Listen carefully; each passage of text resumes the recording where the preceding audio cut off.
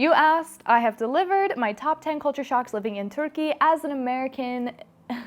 I'm tripping over the word Turkey because did you know that the word Turkey for the country has been officially changed to Türkiye even in English, and because I've been interacting with Turkish culture ever since like 2012, that change is very new in my brain, and my Turkish husband doesn't change it, and my English-speaking Turkish friends don't change it in everyday interaction, so I see so much more about that change online than I experience in person. So hi, welcome to my channel. My name is Kaylee. I'm an American living in Türkiye, and this is my top 10 culture shocks. I struggle with showing up and causing any hurt feelings, any controversy, any type of criticism. I don't like to criticize. I don't like to hurt people's feelings. I'm not a rage bait kind of person.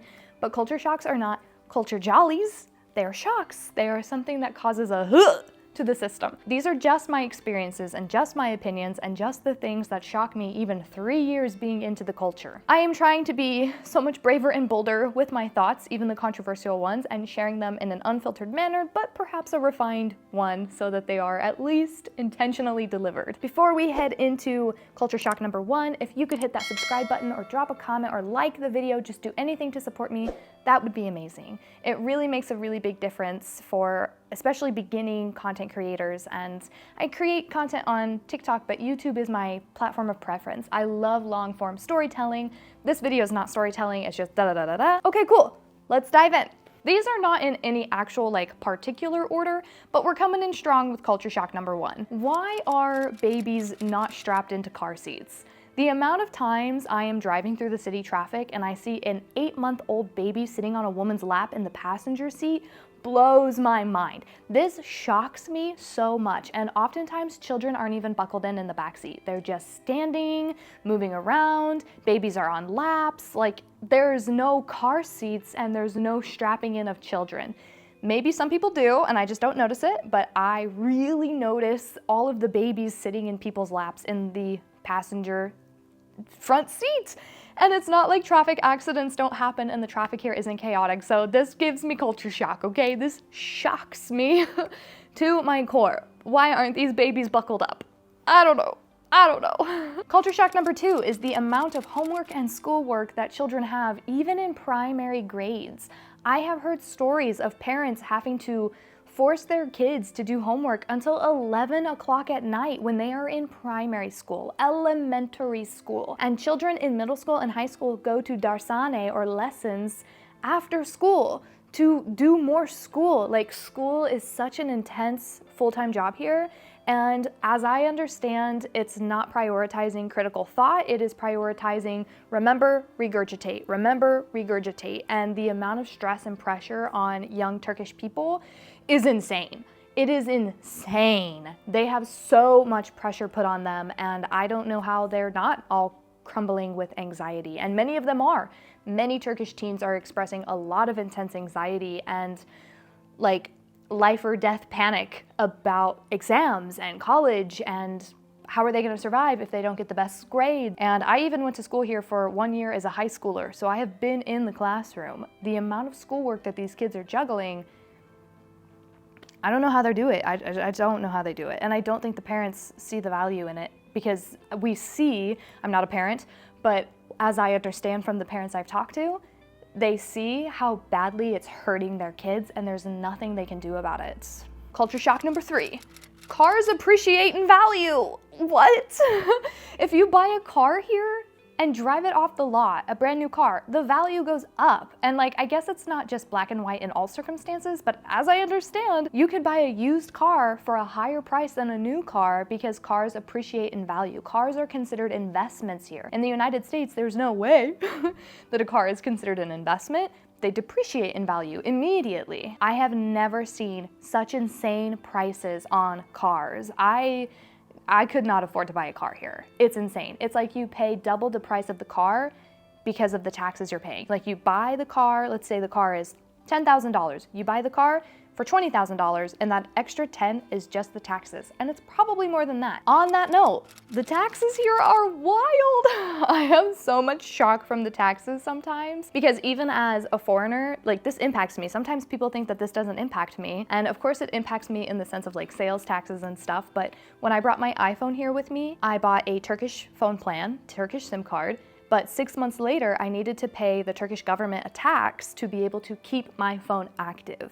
And the tax back then was 2,000 lira. That wasn't bad. However, it was bad because it used to be 200 lira, so I've heard. But now the tax is more than $1,000. You have to pay $1,000 on your phone to keep it active, even if you are using a Turkish SIM card, if you're gonna stay here more than 6 months. I think this culture shock is particularly like for an American person or maybe a North American person, I'm not sure, but this just feels very niched is what I can say. The idea of learning a trade here or starting a business or getting into something like that, like an apprenticeship without a college degree is non-existent. It doesn't exist. No way. That's considered low level. Nobody here does like, I guess I can't say nobody, but the way that university degrees are idolized here, they are the most important thing. You can be an incredibly successful business person, and I have friends who are incredibly successful business people, but if they don't have the right degree or a particular degree, or if they have no degree, I know someone who does not have a college degree and is very successful, they are not seen as successful. It is not okay. It is like if you don't pursue a university degree and higher education, if you instead take an entrepreneurial route, or if you have a business degree and you take an entrepreneurial route, people really look down at you. They really look down their noses at you, and they're really like, why would you do that? What are you doing? Are you insane? What's going on? It's crazy. Whereas in my country, you can start a business like that. You can start businesses so easily. And the taxes here on new businesses is really insane. It really discourages anyone from starting a business. Oh, okay, this one's crazy. This one is really crazy, and this might be one that causes a little bit of offense. I don't mean to offend people, but I want to speak to the truth of the culture shock. This is extremely culture shock for me. Like, this is extreme culture shock for me, extremely shocking, okay? I have met people with grandmothers who were married before they were 17, and their grandfathers were in their mid to late 20s. So I have met people whose grandmothers got married at 13, 15, and the grandfathers were 23, 24, 27. Oh, what's so shocking about that to me is that I'm meeting people who are alive who were child brides. Like, that's a child bride. It's modern day. That's a child bride. That would be my grandmother. That's a child bride. And I hear that still happens in very like tucked away villages further east in the country. So I'm just speaking the truth that that's a reality, and I don't want to offend anybody. That shocks me, and I think it's weird, okay? I think that's culturally shocking. My seventh culture shock is taking a step away from the intensity. I get asked the most direct, forward questions in the most inappropriate circumstances. The most notorious people for asking the most personal questions are taxi drivers, and it's always, what are you doing here? Are you married? Do you have children? Why don't you have children yet? Sir, it is none of your business. Why are you so comfortable just asking me that so directly? Or when people will ask you, what do you weigh? I've even had somebody, this was a long time ago, somebody asked me, what did you weigh before you came here and what do you weigh now? How much weight have you gained? Excuse me? None of your business? This shocks me. Why are you asking such forward questions? And I'm like, I would love to have small talk. I love small talk. I'm such a small talk person. Let's talk about the weather. But you don't need to ask me why I don't have children yet. Who are you? And it always is accompanied by like, well, how old are you? Well, you should have children. Sir, what if you're talking to somebody who doesn't have the ability to have children and all she wanted to be was a mother? What a rude, direct, disrespectful question. It's so shocking to me. And I know that they're not trying to be rude and disrespectful, but other Turks say that it's also rude and disrespectful. So you could say that I just don't understand the culture, or you could say that the culture just permits that level of rudeness and it's okay, which means it's not that rude. I don't know. It just gets into this weird area because when I talk with my Turkish girlfriends, they're like, yeah, what is up with these taxi drivers asking me such rude questions? So Yeah, okay. Culture shock number 8 is one of those things that I think could be offensive, and I'm not trying to be offensive. I have learned by being here for so long that there are, also I think my hair looks just crazy, whatever. I have learned that there are things called hot culture and cold culture. I had no idea about this, and that might make me seem really ignorant, but that's okay. Cold cultures are defined by cultures that are a bit more individualistic, a bit more private, a bit more discreet, a bit more sheltered in their presentation and emotion and expressiveness, and hot cultures are generally more communally oriented and emotional and expressive. So I have learned. I have called this phenomenon that I have noticed in Turkey the Mediterranean heat, because I also kind of noticed it in Italians, that there's just this expressive, bold, and how that translates in Turkish culture, for me, that is shocking, is that Turks can go 0 to 100 immediately. A Turkish person can be totally chill, totally fine, to totally offended, totally upset, totally mad, to over it, done, let's move on. Oh, just whiplash, boom, boom, boom. They can become just immediately anxious, immediately negative, immediately angry, immediately fearful, and also immediately over the moon happy, immediately super excited, and then back. And that is just an emotional momentum that shocks my system, because it is not something that I have encountered on such a large scale. Like, of course I know people who are super emotional and super like explosive or something, but I have never been so immersed into a culture where it is at large like this. I have learned to love and appreciate it in different ways, and in other ways I just cannot help how much it makes me a little uncomfortable. It makes me a little bit anxious. Number 9 is how much cigarette smoking there is. Here's the thing about cigarettes in Turkey. You cannot escape them. I have gone to outdoor concerts and the whole crowd was just a smoke cloud. I've gone to the beach and 90% of people are smoking, and all of the pebbles in the sand is littered with cigarette butts. I've gone on hiking trails, cigarette butts. I've gone to parks, people smoking. You walk outside, smoking. You sit in a restaurant, smoking. They can't smoke inside the restaurant in a closed place anymore, but the entire outdoor seating, smoking. It is really difficult to get away from cigarette smoking, and that's just also a culture shock. I think it's very environmentally gross. It really is difficult as someone who does not like to smoke, who doesn't like to be around smoke, to constantly have to tolerate cigarette smoke, because it clings to you, it makes you cough, it makes you feel sick, it gives you a headache, it makes you stink. I'm not talking about the person smoking only, but if you are sitting with people who are smoking, you will smell like an ashtray. And that sucks. So that's just a thing, man. It's just, you can't get away from it. You cannot get away from it. Number 10 is intense, and I know I kind of touched on it a minute ago with like the 0 to 100, but there's something in Turkish culture that it just causes me a lot of shock, and it is the degree of confrontationalism without resolution. And I have experienced this several times. I've experienced this with people that I love. I've experienced this more casually. Turkish people can be very confrontational, meaning they're going to be very direct about being upset, and they're going to be very vocal about their displeasure, but they're not going to do that in a way that is seeking to bring resolution intentionally. And this is really hard for me to say, and I know that somebody could say that, no, that's nuanced, that's just one person, you've just had bad encounters. I've interacted with Turkish culture for almost 15 years, and I love Turks. I have so many close friends who are Turks. I actually really love living here, even though sometimes it's very challenging, and I have appreciation for Turkish culture.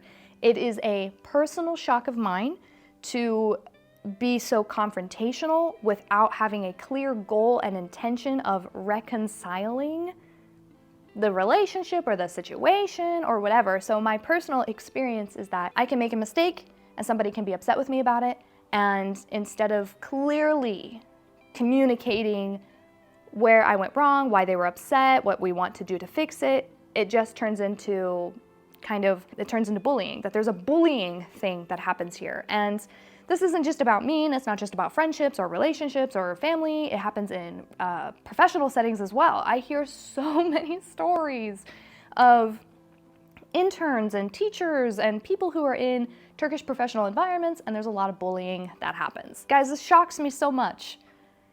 It shocks me so much because I know that this is not the only culture that has this. This is not me. I'm feeling nervous talking about this because I don't want to offend anyone. And I also want to be honest about this experience. And I think that, if you're thinking about moving to Turkey or you're wanting to come here and you aren't a little bit prepared for that, you can easily take things too personally, too fast, and it can be extremely discouraging. I have had situations where I was very shocked by how upset and confrontational someone was with me, but when I tried to navigate resolution, they were completely closed to that. There was no resolution possible. It's just upset and confrontation. So there is a bullying in the culture. There is a confrontationalness in the culture. There's a little bit of aggression in the culture. And I have a comment from my YouTube channel that I will read here to just kind of support that I'm not just making things up and I'm not just being a jerk by saying this. We are definitely aggressive and way less sensitive in our culture, LOL. Though I have noticed that some from the younger generations have started being mindful of that and being more communicative about it to their elders. Amazing. It is an interesting marker of intergenerational conflict. I myself often struggle with this with my parents. Usually we're supposed to just suck it up when someone hurts us unwillingly with their words and actions, and it can cause some serious conflict when we actually have the gall to address it. Right, so somebody can say something really hurtful to you and maybe they didn't mean to hurt you, but once you say, hey, I'm not okay with being spoken to like that, it blows up. That's what I'm talking about, that there's confrontation without resolution. People can be kind of passive and petty toward one another, but not resolution oriented. And that breaks down relationships. That's that like blood is thicker than water, but blood is still abusive kind of thing. That it's like, even though we're blood and we're family and we love one another, there's a lot of hurt and resentment and bitterness in our relationship because we've never been able to resolve the conflict. So it goes on to say, especially when they are our elders, we can be very quickly labeled as dramatic or arrogant or disrespectful, and that's for addressing the conflict. It can be frustrating because some of us Turks also tend to be very stubborn, so people get uptight and annoyed about it when they're suddenly told that they shouldn't treat younger people the way they were treated when they were young. What also doesn't help is that a lot of Turks, and this gets worse the older people get, tend to take everything so personal. A lot of people don't know how to take constructive criticism, and it's really tiring. I think what also complicates the issue is the way we express affection in our culture. Again, this also changes from age group to age group and from income level to income level, education level to education level, and the comment goes on. I'm highlighting this comment because it is speaking to what I'm talking about from a very internal perspective, that there is this intense communication style that's aggressive, assertive, sometimes passive-aggressive, petty, rude, mean, and then when anyone tries to set a boundary or express their discomfort with that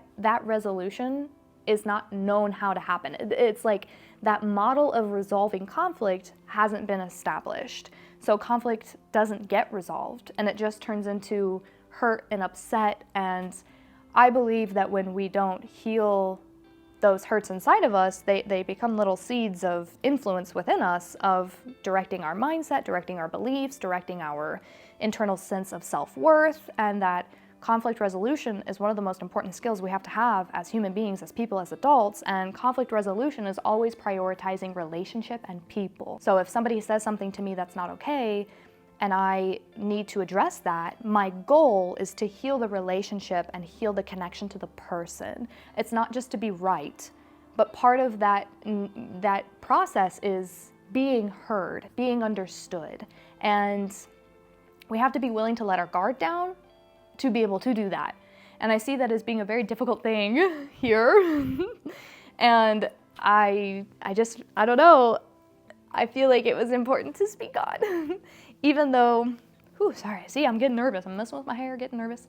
I feel like it was an important thing to speak on, and it's a really intense thing. If you come here and you're really naive about this, it can be quite shocking when it happens to you. It's been really shocking for me when it's happened to me, even though I know that it's in the culture, because it's painful.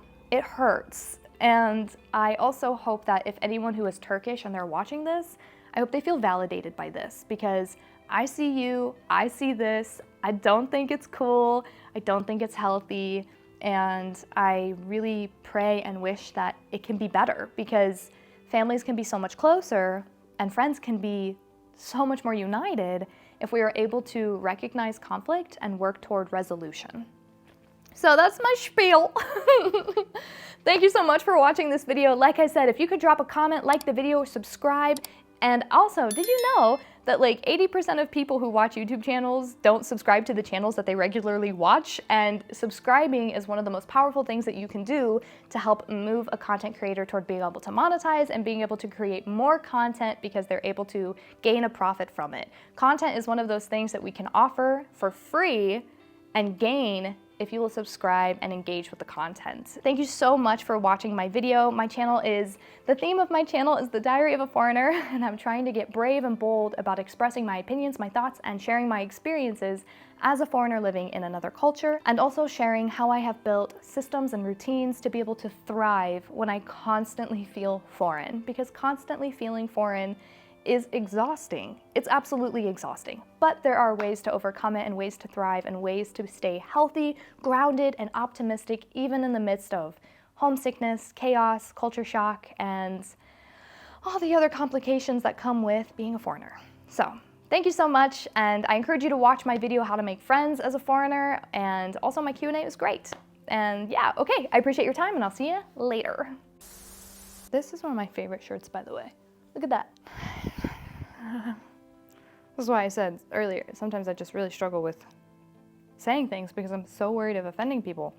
But other people get on here with mean intentions, wanting to cause rage bait, wanting to hurt people's feelings for views. And I'm not doing that, so I shouldn't be so afraid. Welcome back to my channel. I am so I have lived in Turkey, in Türkiye.